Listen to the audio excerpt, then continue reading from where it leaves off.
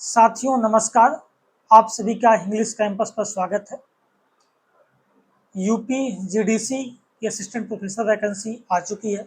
आप सब ने अब तक देख ही लिया होगा, खूब सारा हल्ला गुल्ला मचा है एकेडमिक जगत में, जो भी इस लाइन में लगे हुए हैं तैयारी में। तो डेट 4 तारीख से ही फॉर्म शुरू हो चुका, 6 अक्टूबर तक लास्ट डेट है फॉर्म फिल करने की। तो फॉर्म आप लोग टाइम पे फिल कर लीजिए। एलिजिबिलिटी, क्वालिफिकेशन, तमाम चीज़ें आपने देख ही ली होगी। हम अपने जो मुख्य विषय है हिंदी साहित्य, उसके पाठ्यक्रम और तैयारी में किन किन पुस्तकों का सहयोग लिया जाए, क्या क्या पुस्तकें पढ़ी जाएं, उसको लेकर बात करूंगा आज। ठीक है, मैं सिलेबस पे बात करूंगा, क्या क्या सिलेबस दिया हुआ। सिलेबस चूँकि बहुत ब्रॉड है और उसमें कई सारी पुस्तकें आपको पढ़नी पड़ेंगी। ठीक है, तो उसको लेकर मैं बात करूँगा कौन कौन सी पुस्तकें आप पढ़ें, और जिन पुस्तकों का नाम बताऊंगा उससे बाहर आपको कुछ नहीं पढ़ना होगा। ठीक है, उतनी पुस्तकें पर्याप्त होंगी। पहले मैं सिलेबस की बात करूंगा और उसके बाद मैं पुस्तकों पे आऊँगा। बाकी ये आपने देख ही लिया होगा कि आपको 120 प्रश्न टोटल आने हैं प्री में। सिलेबस सेम है प्री मेंस का, पहले प्री होगा, फिर मेंस होगा, फिर इंटरव्यू होगा। तो प्री में 90 प्रश्न आपके हिंदी साहित्य से होंगे, 30 प्रश्न आपके जीएस से होंगे, और ये टोटल 150 नंबर का होगा, 2 घंटे का पेपर होगा। ये तमाम चीज़ें आपने अब तक देख ली हैं। अब हम सीधे पाठ्यक्रम पे आते हैं, पाठ्यक्रम देखेंगे। उसके बाद पुस्तकें बात करें कौन कौन सी आपको पढ़नी है, जिससे सारा सिलेबस आपका कवर हो जाए। ठीक है, तो सिलेबस शुरू करते हैं। तो ये हिंदी विषय का पाठ्यक्रम हमारे सामने है, इसको हम देख लेते हैं इसमें क्या क्या बातें हैं। ठीक, इसमें देखेंगे खंड 1 हिंदी साहित्य का इतिहास, इतिहास दर्शन, हिंदी साहित्य इतिहास लेखन परंपरा, प्रमुख इतिहास ग्रंथ, विशेषताएं, काल विभाजन, नामकरण। फिर आदिकाल है, इनकी रचनाएं, प्रवृत्तियाँ। ठीक है, फिर भक्तिकाल, पूर्व मध्यकाल, इसमें भक्ति आंदोलन, चारों धाराएं, भक्तिकाल के प्रमुख कवियों, उनकी रचनाएं। फिर रीतकाल, उत्तर मध्यकाल, रीत की सामाजिक, सांस्कृतिक, राजनीतिक पृष्ठभूमि, नामकरण, रीतिबद्ध, रीत सिद्ध, रीत मुक्त धारा, प्रवृत्तियां, मौलिकता और महत्व, रीतकाल के प्रमुख कवि, उनकी रचनाएं। इसके बाद आधुनिक काल है, हिंदी का पद्य साहित्य, आधुनिक काल, भारतीय युग, द्विवेदी युग, छायावाद, प्रगतिवाद, प्रयोगवाद, नई कविता, समकालीन कविता। भारतेंदु का हिंदी नवजागरण, भारतेंदु की प्रवृत्तियां, प्रमुख लेखक, कवि, रचनाएं। द्विवेदी युग, नामकरण, महावीर प्रसाद द्विवेदी उनका युग, नवजागरण, सरस्वती पत्रिका, प्रमुख कवि, रचनाएं, राष्ट्रीय काव्यधारा, प्रमुख कवि और काव्य। फिर ये छायावाद है, इसकी पृष्ठभूमि, प्रारंभ, नामकरण, परिवेश, प्रवृत्तियां, प्रमुख कवि और रचनाएं। प्रगतिवाद, प्रगति की अवधारणा, विशेषताएं, प्रमुख कवि, रचनाएं। हालावाद है, हरिवंश बच्चन एवं हालावाद, ये विशेष रूप से दिया है तो इसको ध्यान रखना पड़ेगा। प्रयोगवाद और नई कविता, प्रमुख प्रवृत्तियां, कवि, रचनाएं। प्रपद्यवाद, नकेनवाद, समकालीन कविता, प्रमुख कवि और रचनाएं, प्रवृत्तियां। आप देख पा रहे हो किस भी टॉपिक कविता में छूटा नहीं है, सारी चीजें इसमें समाहित हैं। समकालीन कविता की बात कीजिए तो नई कविता, साठोत्तरी कविता, सब कुछ उसमें आ जाएगा। फिर देखें आप हिंदी के गद्य साहित्य, तो हिंदी गद्य का उद्भव विकास, भारतन युग पूर्व से लेकर अद्यावधि तक। हिंदी गद्य की विधाएं, उपन्यास, कहानी, निबंध, नाटक, एकांकी, आलोचना साहित्य, इनका उद्भव विकास। अन्य गद्य विधाएं रेखाचित्र, संस्मरण, जीवनी, आत्मकथा, रिपोर्टाज, यात्रा साहित्य, पत्र साहित्य, गद्य, गीत, साक्षात्कार, डायरी, व्यंग्य इत्यादि का उद्भव विकास। सारी गद्य विधाएं इसमें दी हैं, एक भी नहीं छोड़ रहा है। हिंदी गद्य की विधाओं, प्रमुख रचनाएं, रचनाकार, प्रवासी साहित्य, अवधारणा, प्रमुख साहित्यकार, रचनाएं। अस्मितामूलक विमर्श, अस्मिता की अवधारणा, दलित विमर्श, स्त्री विमर्श, समकालीन स्त्री लेखन, आदिवासी विमर्श, किन्नर विमर्श, ये सारी चीजें विमर्श की बात हो गई। इसके बाद देखेंगे तो हिंदी पत्रकारिता है, पत्रकारिता का अर्थ, उद्देश्य, उद्भव, विकास, भारतीय युग, द्विवेदी युग, छायावाद युगीन, समकालीन पत्रकारिता, हिंदी पत्रकारिता, दशा, दिशा, संभावना, ये पत्रकारिता की बात हो गई। प्रिंट मीडिया, समाचार लेखन, ये हो गया समाचार, संपादकीय, रिपोर्ट, आलेख, फीचर, लेखन, साक्षात्कार। सर्व मीडिया, रेडियो, दृश्य, सर्व मीडिया, दूरदर्शन, मतलब ये जनसंचार का टॉपिक भी इसमें आ गया। हिंदी का लोक साहित्य, तो लोक साहित्य का सामान्य परिचय है, परिभाषा है, क्षेत्र, महत्व, वर्गीकरण। लोक साहित्य में लोक संस्कृति, लोकगीत, लोक कथा, लोक नाट्य, लोक नृत्य, लोक संगीत। लोक का प्रकीर्ण साहित्य, लोकोक्तियां, मुहावरे, पहेलियां, लोक साहित्य के संरक्षण के प्रयास, ये सारी चीजें भी इसमें शामिल है। लोक साहित्य भी आ गया। अब आते हैं खंड 2। इसमें देखिए आप काव्य शास्त्र पहले, भारतीय काव्य शास्त्र, काव्य लक्षण, काव्य हेतु, काव्य प्रयोजन, काव्य भेद, भरत मुनि के रससूत्र, उसके व्याख्याकार, रस अलंकार, रीत, वक्रोक्ति, ध्वनि औचित्य, रस निष्पत्ति, साधारणीकरण, काव्य गुण, काव्य दोष, प्रमुख शब्द शक्तियाँ, प्रमुख काव्य शास्त्रीय आचार्य, उनके ग्रंथ, फिर रस, छंद, अलंकार, लक्षण, उदाहरण, ये सारी चीजें। छंद इन्होंने दिया है कौन कौन से, ये हैं पूरे। अलंकार भी इन्होंने पूरे गिना रखे हैं, ठीक है। अंतरा, सेमक, श्लेष, वक्रोक्ति, उपमा, रूपक, उत्प्रेक्षा, संयुक्त, अन्वयन, संयुक्त, ये कई सारे अलंकार इन्होंने दे रखे हैं, आपको ध्यान देना है, ये सारी चीजें पढ़नी है। फिर पश्चात में देख रहे हैं प्लेटो, अरस्तु, लॉन्जाइनस, टी एस एलियट, आई रिचर्ड्स, क्रोचे, वर्ड्सवर्थ, कॉलेरिज, इन सबको पढ़ना है। फिर आप देखें हिंदी एवं पाश्चात्य आलोचना के परिभाषिक शब्द और कतिपय उदाहरणाएं, शब्दावली भी पढ़नी है आपको। काव्य भाषा, बिंब, प्रतीक, मिथक, कल्पना, फैंटेसी, कवि समय, काव्य रूढ़ी। कवि समय पर ध्यान दें आप कि पिछले बार प्रश्न पूछा गया था कवि समय पर कई जगह, ठीक है। फिर आप देखिए उत्तराधुनिकतावाद, मार्क्सवाद, मनोविश्लेषण, अस्तित्ववाद, ये सारी चीजें जो पाश्चात्य आलोचना की शब्दावलियां हैं। फिर हिंदी आलोचना भी अलग से दे रखा है, सैद्धांतिक आलोचना, स्वतंत्रतावादी आलोचना, मनोविश्लेषणवादी आलोचना, मार्क्सवादी, भाषा वैज्ञानिक और शैली वैज्ञानिक आलोचना, ये तमाम चीजें। प्रमुख आलोचक शुक्ल जी, द्विवेदी जी, नगेंद्र, वाजपेयी जी, रामविलास शर्मा जी, डॉक्टर नामवर सिंह, बाबू श्याम सुंदर दास जी, सारी चीजें इसमें दे रखी हैं। आलोचक कौन कौन से मुख्य हैं, इन पर भी ध्यान देना है आपको, मतलब हमको अलग से आलोचना भी पढ़नी है, ठीक है। हम किताबों की बात आगे करेंगे, पहले सिलेबस देख लेते हैं। सारे बिंदुओं की किताबें हम बात करेंगे। खंड 3 पे आते हैं, हिंदी भाषा और उसका विकास, भाषा विज्ञान एवं हिंदी भाषा इसमें है।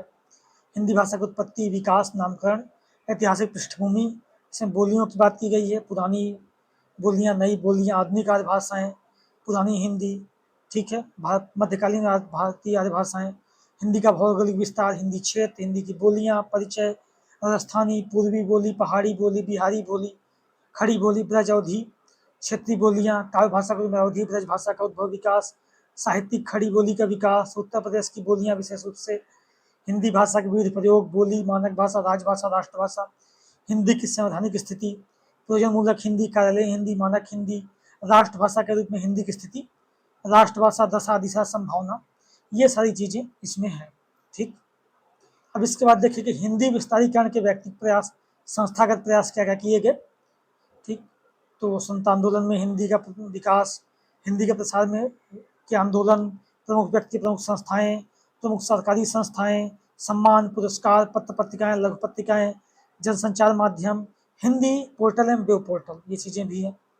अब हिंदी का भाषिक स्वरूप ये भी दे रखा है, हिंदी वर्णमाला, वर्ण विचार, हिंदी दुनिया वर्गीकरण का आधार, संज्ञा, सर्वनाम, विशेषण, क्रिया विशेषण, कारक, लिंग, वचन, शब्द रचना भी दे रखा है, ये भी आपको पढ़ना है। तद्भव, तत्सम, देशज, विशेषज, योग रूढ़, यौगिक, संधि समास, पर्यायवाची, विलोम, एकार्थी, अनेकार्थी, सारी चीजें दे रखा है। हिंदी वाक्य रचना, अर्थ रचना के दृष्टि से वाक्य वर्गीकरण, वर्तनी, कालगत अशुद्धियाँ, वाक्यगत अशुद्धियाँ, संशोधन, मुहावरे, लोकोक्तियाँ, कंप्यूटर और हिंदी, विराम चिन्ह, पत्र लेखन, कार्यालय हिंदी की परिभाषिक शब्दावली, परिभाषिक शब्द, अपठित गद्यांश और प्रश्नोत्तर, ये भी आएगा आपके पेपर में। अर्थबोध भी दे रखा है, कंप्रीहेंशन, ठीक है। देवनागरी लिपि के विषय में नामकरण, वैज्ञानिकता, मानकीकरण, सुधार, हिंदी में अनुवाद की क्या अवधारणा है, अनुवाद की परिभाषा, स्वरूप, अनुवादक के गुण, दायित्व, अनुवाद के प्रकार, साहित्यिक अनुवाद, दार्शनिक अनुवाद, विधि अनुवाद, ये पूरा आपका सिलेबस, ठीक। काफी विस्तृत सिलेबस है, मतलब हिंदी साहित्य में जो जो चीजें हो सकती थी वो सारी चीजें आपके पाठ्यक्रम में दी है। इससे ज्यादा कुछ हिंदी में बचता नहीं है। यूजी, पीजी, पीएचडी, जिस लेवल में हिंदी पढ़ाई जाती है, इसके बाहर हिंदी में कुछ नहीं है। तो जो जो चीजें हैं वो आप सबके सिलेबस में दी हैं।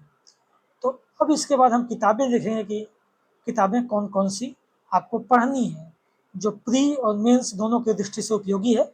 बहरहाल आपको प्री के लिए पढ़ना है सबसे पहले, जो स्क्रीनिंग टेस्ट होना है, प्री एग्जाम होना है, जिससे 15 गुना छात्र मेंस में जाएंगे आगे अभ्यर्थी, ठीक है। प्रीलिम्स के सीटों से 87 सीटें आपने देखा ही होगा, जनरल में 40 सीटें हैं, AWS में 8 हैं, बाकी अदर कैटेगरी की जो सीटें हैं ST में 1 है, ठीक है। तो 22 सीटें शायद ओबीसी में है और 16 एससी में है, टोटल 87 सीटें हैं। महिला आरक्षण की बात करो 17 सीटें महिलाओं के लिए आरक्षित हैं इनमें से।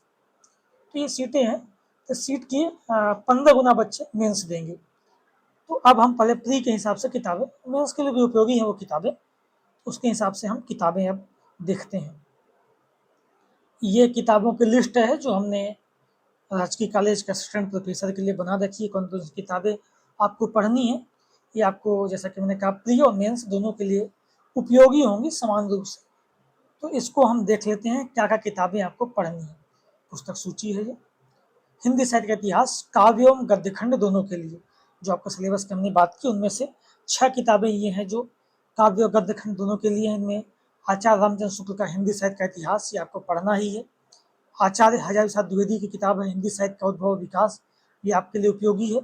डॉक्टर नगेंद्र ने जो किताब संपादित की है हिंदी साहित्य का इतिहास, ये आपको पढ़ना है। डॉक्टर रामसूर चतुर्वेदी की पुस्तक हिंदी साहित्य एवं संवेदना का विकास, ये आपके लिए महत्वपूर्ण है, इसको भी पढ़ना है। डॉक्टर बच्चन सिंह की 2 पुस्तकें हैं, एक हिंदी साहित्य का दूसरा इतिहास, एक आधुनिक हिंदी साहित्य का इतिहास, दोनों आपको पढ़नी है। हिंदी साहित्य का दूसरा इतिहास में आपको काव्य और गद्य खंड दोनों की बातें मिलेंगी। आधुनिक हिंदी साहित्य के इतिहास में आधुनिक काल की बातें आपको मिलेंगी। ये गद्य खंड के लिए विशेष रूप से उपयोगी है, इसको भी पढ़ना है। रामचंद्र तिवारी जी की पुस्तक है हिंदी गद्य साहित्य का इतिहास, ये भी आपको पढ़ना, ये किताबें आपके पास होनी चाहिए, ये किताबें आपको पढ़नी पड़ेगी। फिर आलोचना अलग से दिया हुआ है, तो आलोचना पे एक पुस्तक है डॉक्टर रामचंद्र तिवारी की हिंदी आलोचना, ठीक है, तो ये आपको पढ़ लेनी है, इसको आपको पढ़ना है, ये ध्यान रखिएगा। ये 7 किताबें हैं जो आपको गद्यखंड काव्यखंड और आलोचना के लिए पढ़नी है। अब काव्यशास्त्र की पाठ्यक्रम में है भारतीय और पाश्चात्य दोनों, तो हम काव्यशास्त्र के लिए पुस्तकें देख लेते हैं। निशा अग्रवाल की पुस्तक है भारतीय काव्यशास्त्र, जो आपको काव्यशास्त्र समझने के लिए उपयोगी है, इसको आप ले लीजिए। डॉक्टर भागीरथ मिश्र काव्यशास्त्र भारतीय, डॉक्टर भागीरथ मिश्र की पुस्तक है, ये भी अच्छी पुस्तक है, इसे भी आप पढ़ सकते हैं, इसे भी देख सकते हैं। भारतीय एवं पाश्चात्य काव्यशास्त्र का संक्षिप्त परिचय विवरण ऐसे का किताब है सत्यदेव चौधरी की, ये किताब भी आपके लिए महत्वपूर्ण है, ये आप ले सकते हैं। पाश्चात्य काव्यशास्त्र देवेंद्रनाथ शर्मा की पुस्तक है, ये आप पढ़ सकते हैं। जो इन्होंने सिलेबस में 7-8 पाश्चात्य राइटर्स का जिक्र किया है, वो इन्होंने देवेंद्र शर्मा ने उनको दे रखा है उनके विषय में, तो ये आपके लिए उपयोगी है। ये किताब आप काव्यशास्त्र के लिए 4 किताबें आपके लिए महत्वपूर्ण है, ये किताब आप देखें पढ़ें जरूर रखें आपके पास। परिभाषिक शब्दावली चूंकि विशेष रूप से लगाई गई है, इसलिए परिभाषिक शब्दावली की एक पुस्तक है डॉक्टर अमरनाथ की हिंदी की परिभाषिक शब्दावली, ये पुस्तक आपके पास अवश्य होनी चाहिए। हिंदी की शब्दावली समझने के लिए पुस्तक महत्वपूर्ण है, ये आप अवश्य रखिए, पढ़िए, इसको देखिए, ये पुस्तक बहुत महत्वपूर्ण है, इसको आप जरूर लीजिए। इसके बाद भाषा विज्ञान और राजभाषा हिंदी जो आपके इस पाठ्यक्रम में लगा है, उसके लिए 3 पुस्तकें हमने लिस्ट में अपने रखी हैं। इसमें एक भोलानाथ तिवारी की पुस्तक है हिंदी भाषा, भोलानाथ तिवारी की भाषा विज्ञान नाम से ये पुस्तक है, वो बहुत कठिन है, उसको नहीं लेना है आपको। हिंदी भाषा नाम से एक पुस्तक है भोलानाथ तिवारी जी की, ये पुस्तक आपको लेनी है, इसको पढ़ना है। हरदेव बाहरी की 2 किताबें आपके काम की हैं, एक राजकाज में हिंदी, ठीक है, ये पूरा प्रयोजनमूलक हिंदी और तमाम चीज़ों में काम करेगी आपको पढ़ने का। एक हिंदी उद्भव विकास और रूप, ये आपको व्याकरण में भी काम करेगी, हिंदी के पूरे उद्भव विकास के लिए कार्य करेगी, तो ये आपको पढ़ना है, ठीक है, ये उपयोगी है, ये 3 पुस्तकें आपको लेनी है। हिंदी व्याकरण आपके पाठ्यक्रम में है, काफ़ी बड़ा भाग है व्याकरण का आपमें, तो आपके लिए व्याकरण की 2 पुस्तकें मैं सुझाव दूंगा। एक है वासुदेव नंदन प्रसाद की हिंदी व्याकरण की पुस्तक है, ये आप ले सकते हैं, पढ़िए जरूर। एक कामता प्रसाद गुरु की पुस्तक हिंदी व्याकरण पर, क्योंकि कामता प्रसाद गुरु बड़े व्याकरणाचार्य रहे हैं, इनसे अक्सर प्रश्न पूछे जाते हैं, प्रामाणिक पुस्तक है, इसलिए आप लीजिए, इससे भी आप पढ़िए। तो ये हिंदी व्याकरण की 2 पुस्तकें आप जरूर लीजिए, इससे पढ़िए आप।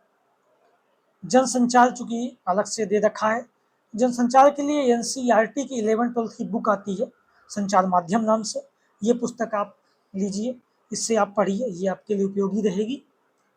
और लोक साहित्य आपके पाठ्यक्रम में लगा हुआ है, तो लोक साहित्य के लिए आप श्री राम परिहार की पुस्तक है भारतीय लोक साहित्य, इसे आप ले सकते हैं, इसको आप लोक साहित्य की अवधारणा समझ जाएंगे, तमाम चीज़ें, ये बड़ी अच्छी पुस्तक है।